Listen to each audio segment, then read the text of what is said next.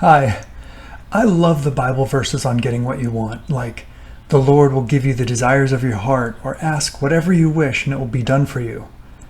I also love the way the Bible talks about my rewards, with language like, rewarded 100-fold, or opening the floodgates of heaven. Today, I'm going to talk about how to make that a reality in your life. And before we get started, thank you for liking and sharing these videos. It really helps. And if you enjoy them, please consider subscribing. The late afternoon sun settled toward the ocean and into the tops of the distant palm trees. I was out of time.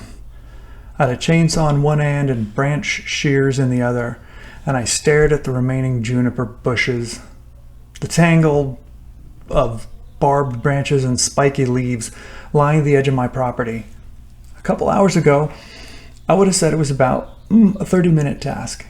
Now, covered in sweat and blood from 1,000 tiny scratches, I was barely halfway through.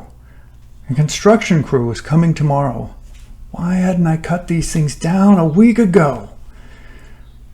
The job was taking me extra time because every branch had to be dragged up a really long driveway. I needed help, and the only pair of hands nearby were my 8-year-old sons. "Hey, Taurus! You want to earn some points?" We had a point system set up for chores, homework, piano practice. Taurus could trade them for computer game time or money, which of course he spent on computer games. "Hey, how about 5 points a branch?" I picked up one of them to show him it wasn't heavy.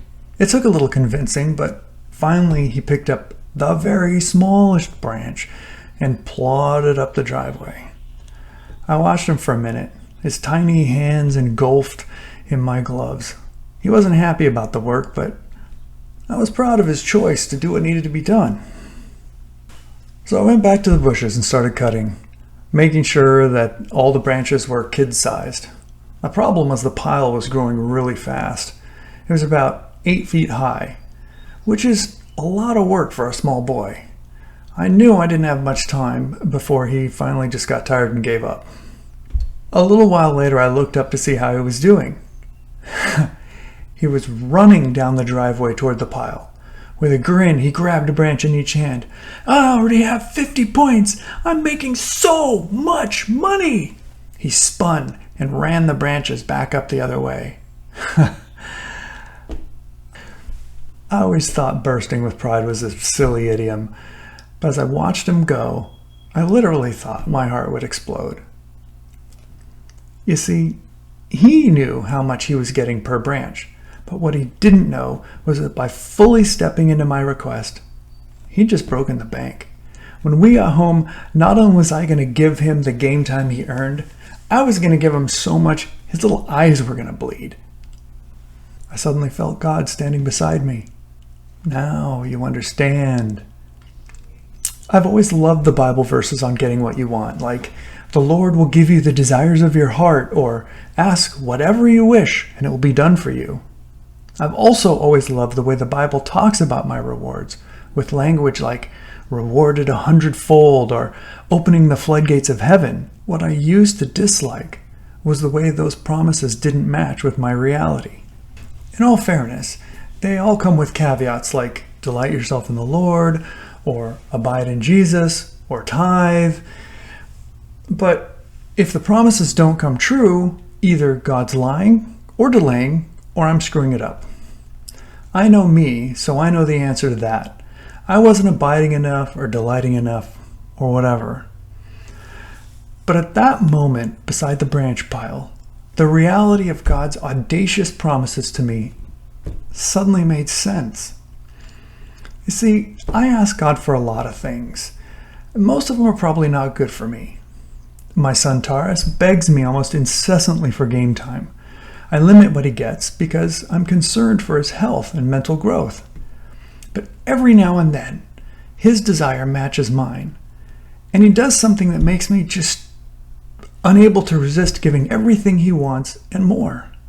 Is my relationship with God really that different? These days, I live an utterly blessed life. I'm embarrassed to give you details on how good it is. with money and work, if you could even call it that, love and affection, health, etc. I mean, don't get me wrong. I still have my hurts and frustrations, and sometimes I still cry for no other reason than my heart is irreparably broken. But most of that is wreckage of a life built on the sand. Many years ago, I heard an author, Paul Young, say he prays that God doesn't bless anything he does. Huh? He went on to explain, Paul doesn't want God blessing his selfish, short-sighted plans. Paul wants to be where God is already at work and blessing. And at the time I thought, yeah, I'm in. So I picked up the branches with both hands and started running. Now, if you think I'm talking about prosperity gospel nonsense, I'm not. Suffering is not only part of life, it's part of the Christian walk. In fact, Jesus tells us to take up our cross. But he also says his burden is lighter than the one I'm going to carry without him. I'm convinced it's because he carries most of the load. And most of the time he fills me with this ridiculous joy and peace. So how do I get what I want? Author and international speaker Beth Guckenberger convinced me the answer is in the Hebrew word hineni. It translates as, here I am. But it means so much more. It's what we'd say to someone in authority over us. It means, here I am. And although I don't know what you have in mind, I'm on board with it, whatever it is. Not surprisingly, that word is all over the Bible. Everyone says it in response to God's call. Abraham, Moses, and Mary, to name a few. It's what I said to God when I realized that he knew what I wanted more than I did. However, there is one place it's used in the Bible that stopped me cold. I reread the passage and reread it again. It's in Isaiah 58. God is angry at his people for doing righteous looking acts while ignoring the hurting people around them. He basically says, instead of your churchy stuff, loose the chains of injustice. Share your food with the hungry. Provide the poor wanderer with shelter and clothe the naked. Watching Taurus run up the driveway, dragging juniper branches, I knew he was going to get whatever he wanted and more. Why? I couldn't help myself. God makes his branch pile clear in Isaiah 58. And when I respond, he responds with the most incredible statement. You will call, and the Lord will answer, and he will say, here I am, hineni. When the most powerful being in the universe says to you, here I am, and whatever you have in mind, I'm on board. Prepare to have your mind blown. Thanks for listening.